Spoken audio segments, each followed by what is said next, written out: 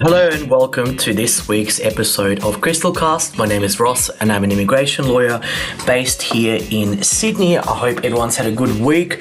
Today we've got a very special guest on our podcast where we will be discussing employer and employee relationships and, more importantly, obligations, especially important to those who are sole practitioners. And if you are a foreign worker, there's a couple of tips that are going to be given in terms of ensuring that your rights and also your responsibilities are well protected and where to turn to if things do go wrong. So I'm very excited to have Yvette today, who will be talking to me about employment relationships.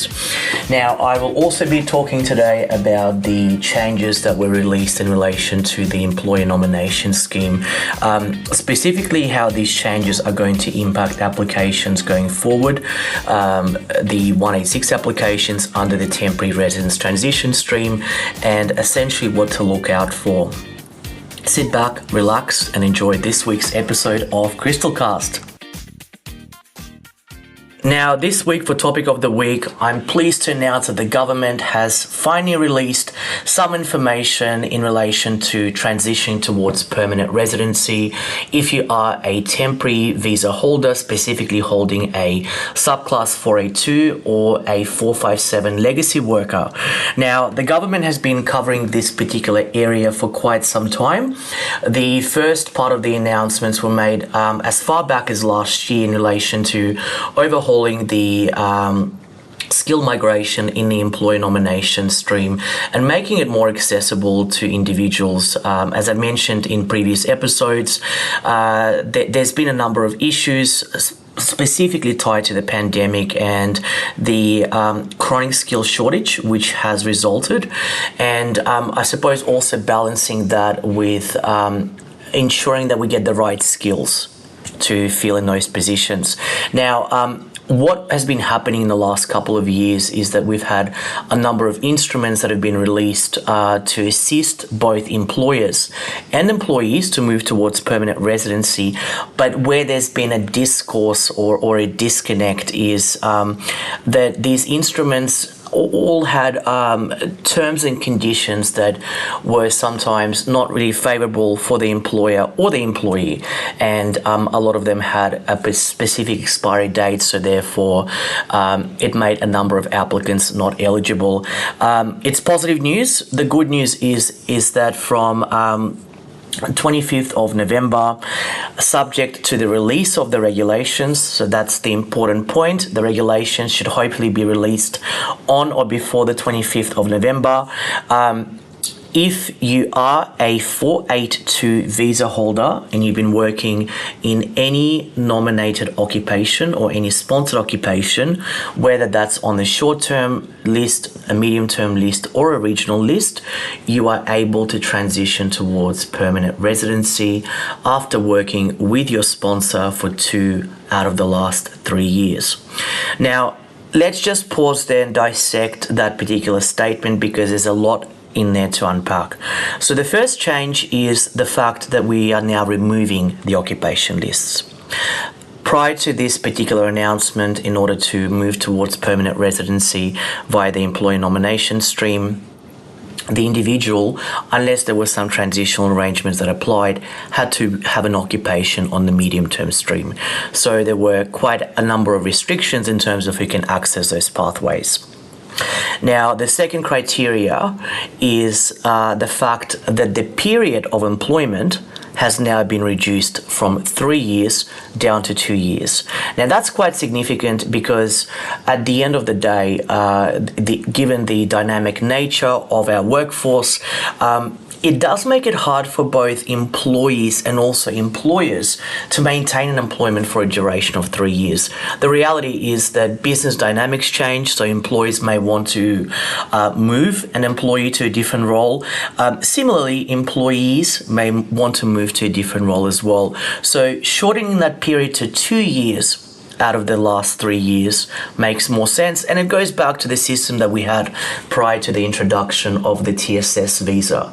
So therefore, if your occupation is on the short-term list, a medium-term list, or a regional list, as long as you worked on the 482 visa with your current employer for 2 years, so you can't count any unpaid leave, you would be able to transition across. Now, another point to mention here is that all of the COVID concessions that we had prior to the release of this instrument have now been repealed.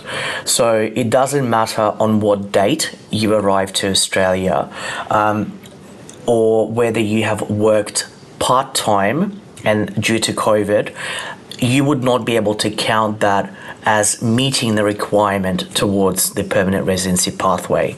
So the good news is that the period to meet for permanent residency under the employer nomination stream has been shortened to 2 years. However, the slight drawback is that, let's say, for example, under the previous provisions, if you had worked with the employer for a specific period of time and you were stood down during COVID, these provisions, the COVID provisions, may no longer apply unless you're a legacy 457 worker. So you received your visa prior to April 2017, your first 457 visa, then there are still some concessions around there. But other than that, the COVID concessions have been removed because they are no longer deemed to be necessary, and it does open up to a larger cohort of individuals being able to apply for permanent residency and more employers being able to sponsor their workers. I think it's definitely a step in the right direction. It's going to, first and foremost, bring back that confidence that employers have potentially lost in the system. I deal with a lot of corporate immigration, so I hear it firsthand where employers say, we just lost confidence in the system. It no longer serves its purpose. So I'm hoping that by having these new provisions, that confidence will restore, and also it'll bring some certainty. I think the main issue with Australian migration, and I'm not the one to offer solutions here, but one of the main issues is the uncertainty around skilled migration, around employer-sponsored migration. Where there is a pathway that's available. So if I come here as a marketing specialist and I know that subject to meeting all of the regulatory criteria, I have a pathway towards permanent residency, well, that makes my life and the life of my employer just that little bit easier. And as I always say in every episode of Crystalcast, we are geographically isolated from the rest of the world. So therefore, we don't have the luxury of being able to source the talent as well as some of the other countries do. So therefore, we do need to make it more attractive for employers and employees to be able to stay here. I've recently been reading a report about the rise of cost of living and the concerns around migration, but there was also some really good counter comments in relation to that, and the main issue being is that we are an aging population and we're also a growing population, but in order for us to sustain the lifestyle that we're used to, we need to be able to maintain that skill level. So having your highly skilled, highly paid workers, having your essential workers being given priority in terms of skill migration. There will be further announcements that will be made hopefully by the end of the year in relation to other skill migration programs as part of the wider migration strategy. Those announcements are marked to be soon released, and as soon as they are available, you can be certain that Crystalcast will cover those in a lot of detail. But again, I just wanted to say on a personal level, really happy with the changes. I'm really glad that the government has stuck with their commitment to allow individuals to transition towards permanent residency, and that really is a great way to start to conclude what has been a year full of changes in immigration field. Now, onto something a little bit different, and that is compliance. Compliance with workplace laws. We often think of it as an employment law issue, and we often look at contracts of employment to see what the terms and conditions of employment are. However, This week, I was lucky enough to sit down with Yvette from Employment Innovations, and we had a robust discussion in relation to what it means to be a business owner, what it means to be an employee, and also what your obligations are as an employee and employer. And the obligations lie on both sides, but specifically also any additional checks and balances that you have to put in place if you are on a visa. Now, the Department of Home Affairs, whilst immigration and employment issues are separate, there is a level of correlation between the two, especially if you are involved in the area of employment visas, so your 482s, your 407s, regional visas, etc. Employment issues do come into force, and also when it comes to sponsorship obligations. And the main one that comes to mind, terms and conditions of employment. Now, I was lucky enough to speak with Yvette about different terms and conditions of employment, understanding the award provisions, and also, I suppose, the big question of, well, what happens when the employer doesn't comply? What are some of the ramifications? And I appreciate sometimes we sort of do put HR on the back burner. I'm not saying that all of us do it, but it is one of those things where it may not come to the foreground unless there's an issue. Now, one of the things that we spoke about this week is the introduction of positive obligations, and that is where an employer has to ensure that a particular act doesn't occur before it even occurs. So it's definitely changing in terms of the landscape, and I'm going to listen to this interview now and discuss the implications for both employers and employees. Alrighty, today we've got Yvette Coutsoudis from Employment Innovations. Yvette, thank you so much for joining us on this week's Crystalcast episode. I wanted to ask you a couple of questions. At the moment, there's been a number of, I suppose, situations and issues that arise for both small business owners, but also, I suppose, workers as well. And I wanted to get to know more about employment innovation. So if you could tell us a little bit about what employment innovations is and why it may be attractive to small business owners. Yeah, absolutely. Thanks for having me, Ross. So, Employment Innovations, or EI, we're a comprehensive solution for businesses that are wanting to streamline their HR and also their payroll. So, we've got the ability to provide end-to-end support. We cover everything from just general advice. We do onboarding. We can also do your payroll processing and any compliance support as well. So, I'm one of the HR partners at EI, so I specialize in HR. And what I do is I partner with our clients. We provide strategic HR solutions. We also provide HR optimization through technology.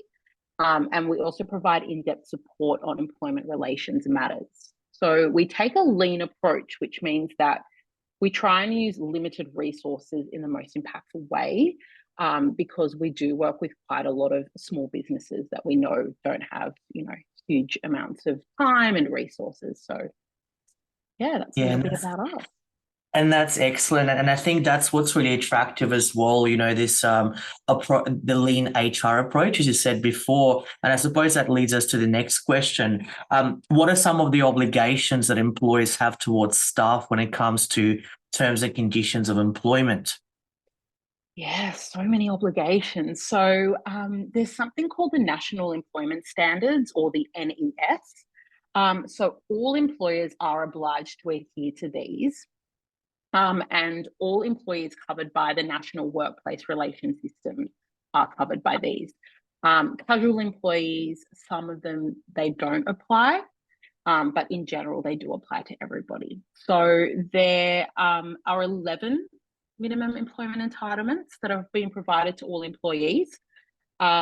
And there are a minimum set of standards that employers must adhere to. So if an employer provides an employee an employment contract, for instance, that has conditions that are less than what is in this NES, then they just won't be valid. But of course, on the other end of the spectrum, obviously an employer can provide over and above what these standards are. So I won't go through all 11, but some of them include things like requests for flexible working arrangements. So certain employees can ask to change their working arrangements. It also covers maximum weekly hours of work. So this is 38 hours per week for a full time, plus reasonable additional hours. We also talk about notice of termination and redundancy pay when we refer to the NES. There's also something called casual conversion, which is the right for casual employees to become permanent employees after a certain amount of time if they hit a certain criteria as well. The NES also covers things like public holidays and leave entitlements that most employees are entitled to. So this is all the leave. This is, annual leave that we're all probably very familiar with, sick leave, carers leave, compassionate leave. There's also family and domestic violence leave, long service leave, community service leave, parental leave, of course. All the leaves are covered under the NES. So, like I said before, employers are obliged to provide employees with compliant employment contracts that adhere to all of these national employment standards. And they're also obliged to apply accurate award coverage to relevant employees, and obviously then apply the terms of those awards to the employees as well. Yeah, and that's a really good point as well, Yvette, especially the point about casual employees. And that's something that I suppose, well, at least from sort of what I'm seeing, is not very well known, where you've got the casual conversion, for example, Yes. when someone's worked for a particular period of time, and then they do have the right to sort of change that. And also what sometimes is seen, someone does contract work, for example, and they're not necessarily classified correctly. And again, in terms of the award, it's so important. As you would know, there are so many different awards, and they change during different periods as well. So I suppose it does make it a little bit, well, you can get into a bit of a sticky situation, can't you, if you don't apply those terms and conditions correctly and you use the wrong award, or you don't apply the award period. So definitely. Yeah. And, when it comes to foreign workers, I'm sure a lot of people will be familiar that terms and conditions of employment that would be offered to an Australian would apply to foreign employees as well. But just from an employer's perspective, I suppose, what additional steps would employers need to undertake when hiring a foreign worker? Yeah, so it would be the same steps as, like you said, as if you were employing a local worker. But like you said, there would be probably some additional steps that we would definitely recommend. So if you're not already asking for an employee's passport, that would be absolutely the first thing. Some employers already ask for this, whether it's a local or a foreign employee. You would obviously also want a copy of the employee's current visa grant letter. That would be quite important. And then you can also conduct a Vivo check online. So a Vivo check stands for Visa Entitlement Verification Online check. And what this does, it allows both visa holders and their employers to check the visa details and conditions online and just confirm the legitimacy of that all. You would want to definitely make notes of any special conditions or requirements pertaining to the employee's visa. And you would want to have a process implemented to ensure that the visa expiry dates are recorded. Obviously, you want to check them regularly as well to make sure that you haven't missed anything. And you want to really make sure that if you do have an employee on a visa expiry, that they're not working past this date. So this could just be a manual process, with a good old Excel spreadsheet or a reminder in your Google calendar, or it might be through an HR system that automatically reminds you for you. Yeah, 100%. And especially when it comes to, I suppose, just from an immigration point of view, student visas being limited to a certain number of hours that they can work, and also breaching visa holders as well, because those visas are limited to a particular period of time. But let's say, for example, we've got there are those individuals or employers who are just not that they don't know what their obligations are, but they're just a little bit unsure about their general obligations or compliance. Are there any resources that one would genuinely turn to in order to get more information? Yeah, absolutely. So the best place to start is definitely the Fair Work website. There's also the Fair Work Ombudsman website, which is an extension of that. They've got plenty of tools, lots of resources. They've got templates, so letter templates that you can send your employees, fact sheets, best practice guides. They've got online learning centres as well, which is really good. There are certain legislation that is governed by separate states and territories. So these are things like public holidays that are obviously gazetted by each state or territory. Long service leave is another one, WHS, workplace surveillance, jury duty. So you'll just need to make sure that you're on the specific state or territory website for those types of things. And there's also calculators available. So things like long service leave calculators, for instance, that can get a little bit messy. That's all available on the Fair Work website. Excellent. Definitely a good starting point. And I suppose this question had to come up, but what are some of the ramifications for employers and also businesses if they do breach their obligations? Yeah, a really broad question, and I could probably speak for a while. But to answer this in a general sense, there are a few different claims that an employee can make with the Fair Work Commission. So includes things like an underpayment claim, which speaks for itself. So obviously, if an employee feels like they've been not fairly paid, there's also something called unfair dismissal. Again, pretty much speaks for itself, but that's a claim that an employee can make if they feel like they've been dismissed from their job in a harsh, unjust, or unreasonable manner. So that's why we need to obviously make sure that we are following a certain set of guidelines when we're terminating employees. There's also something called general protections or adverse actions. And this can be lodged by an employee if they feel as though they've been discriminated against or victimised or have experienced unfair treatment in the workplace in any form. Businesses are also actually subject to financial penalties for a variety of reasons if they're found to breach any of their duties. So, for an example, there has been a new obligation that's been enforced from this December, where employers now have a positive duty to implement measures to eliminate sex discrimination in the workplace and sexual harassment. So what this means is that a regular can come into your workplace and they can assess whether you are currently taking active steps to eliminate any potential sexual harassment and discrimination in the workforce. And they can actually enforce a financial penalty on the business before an incident has even occurred if you're not actually taking those steps to reduce. So unfortunately, there's quite a few different ramifications that we need to look out for.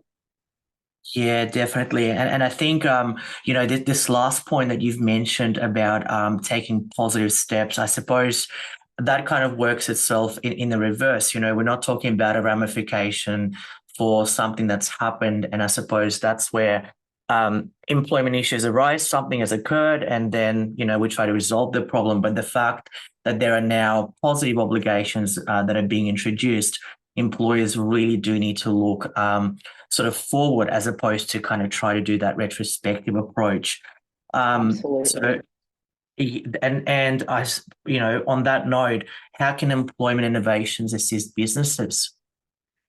Yeah, so we've only just covered the tip of the iceberg here. Like I said, I could probably talk for a lot longer. So obviously, as you can probably see, the industrial relations landscape in Australia is so complex. And we obviously understand that it can be quite difficult for businesses to add all of this knowledge to their list of day-to-day tasks, especially small businesses. So our services at EI are designed to take some of that burden away from you by helping small businesses maintain compliance with changing laws and also mitigating the risks of legal issues and penalties and things like that. Excellent. Well, Yvette, it's been lovely to have you on our episode. Thank you so much. I certainly have learned a lot, as I always do.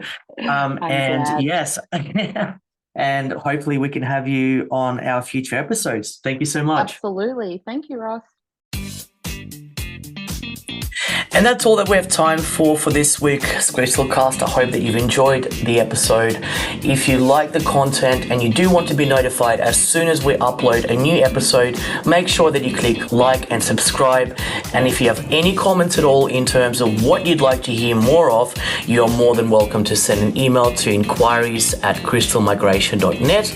This podcast is all about you and ensuring that we bring you up-to-date news in the most succinct way possible. It's been a pleasure having you as an audience, and I look forward to seeing you and being on this podcast next week. Have a good week and take care. Speak soon.